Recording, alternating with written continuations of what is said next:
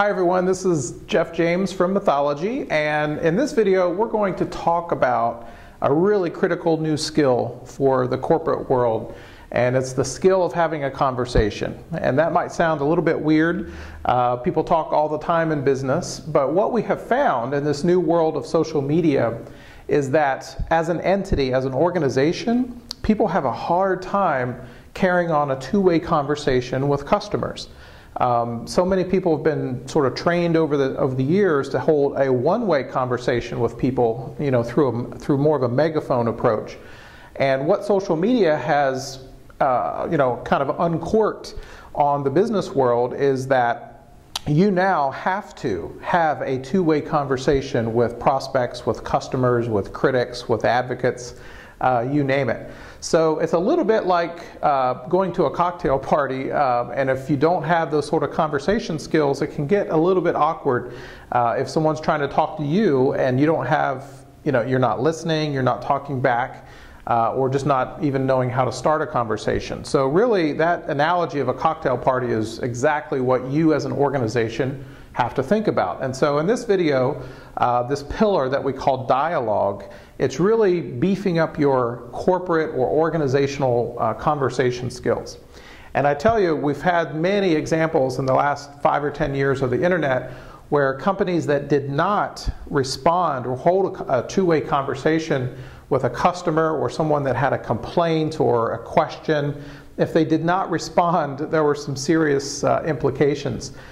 There's an example that you'll see next to this video where United Airlines destroyed some gentleman's guitar during the luggage transaction, and he very politely asked to be reimbursed for it. They refused, and he happened to be a very creative guy, and he wrote an entire song and put a video, an amazing video on YouTube about his whole experience.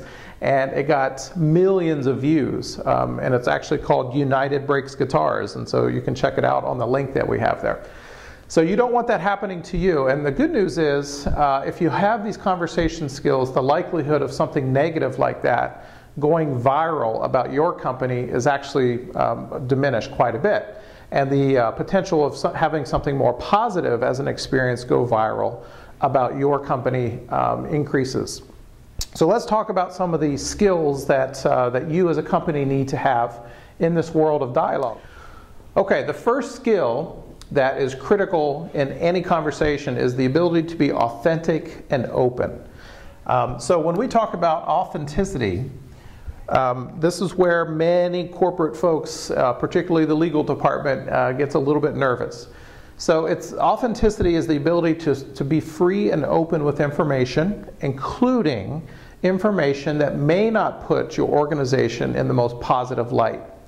And that seems a little bit counterintuitive for many people.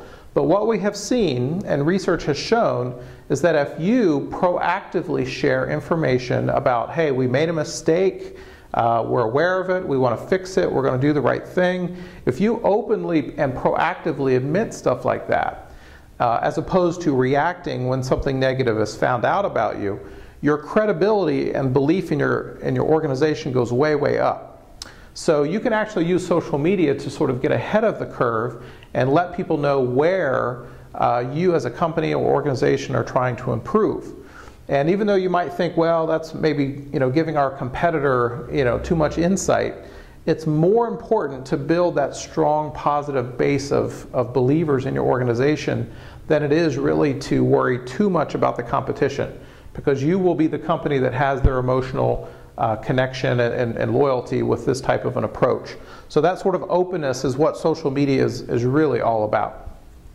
The second thing is to map out your touch points of where you will have these conversations with customers. Of course, social media has become the place as sort of a central hub of conversation. Could be on your website, most likely it's on something like Facebook. But the key is to draw a map of all the places where you potentially talk to customers and they can talk to you. A lot of times this could be in your retail stores. How do you have some sort of mechanism for capturing feedback and maybe even responding to feedback in your retail outlets? Or if you're more of a business-to-business type of organization, do you have a series of events or open focus groups, or just customer councils. It doesn't matter whether it's online or offline, but you need a consistent way to always have this conversation going with your best prospects, your best customers, including customers, frankly, that aren't your best. That sometimes that's the best conversation to have, are clients that aren't very happy.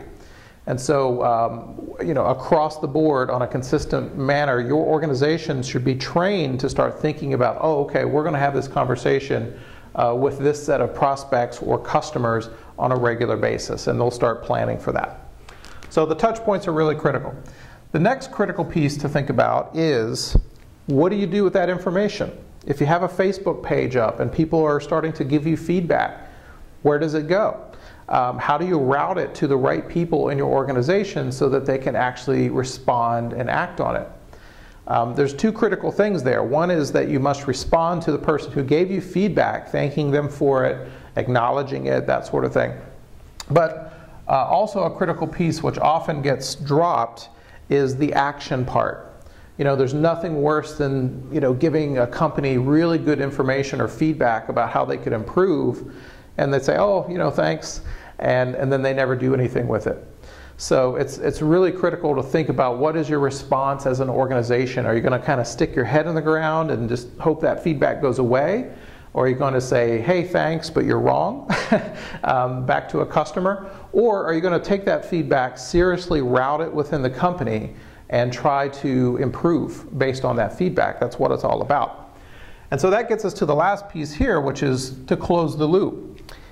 Not only thanking and acknowledging a customer for the feedback, but also, this is really powerful, if you can connect that feedback to a change that your company made based on that feedback, and then you communicate that back, not just to the person, but to all the other customers, and says, hey, Joe from Chicago asked us to improve this, and so we did.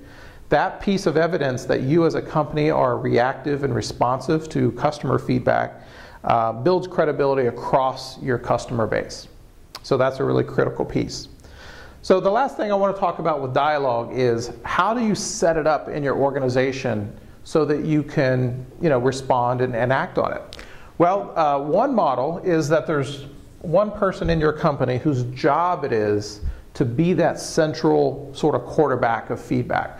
A lot of times it's a person that you want to put on point for your social media presence, because they're sort of looking at all the feedback, and they're trained to say, hey, if this is an issue that came up, I know to route that to customer service, or I know to route that over here to manufacturing, or wherever it should go.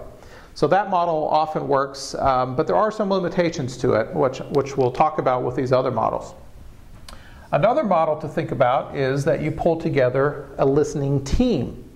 And so this team is responsible, probably there's a representative from different parts of your organization, different product groups, maybe someone from operations and finance and HR, and certainly marketing and customer service. And they form the listening team so that you have at least some voice from every part of your company, and they're in tune with this process of listening and then disseminating feedback and doing something with it. Another model, which is sort of the really advanced, what some of the most advanced listening organizations have, is that the whole organization is involved in this. In other words, listening to customer feedback and acting on it is written into everyone's job description. It's expected that if you're a manager or a vice president of a division, that's part of your job, is to sort of be gleaning feedback from Facebook, maybe not being the official voice of the company to respond back, but they're always listening, they're always gathering this information and disseminating it and adapting the organization as they listen. So those are sort of three different models. I think most organizations today, well, to be honest with you, a lot of organizations don't have any of this, and so that's a major problem. But probably the most popular model today is to put a person on point so the organization can sort of at least get ahead of the curve and start this process. So there's a lot more to talk about there, but those are some simple concepts around authenticity and openness, touch points, response and action, and closing the loop. And I hope that gets you started on thinking about how you can have a more positive dialogue with your customers.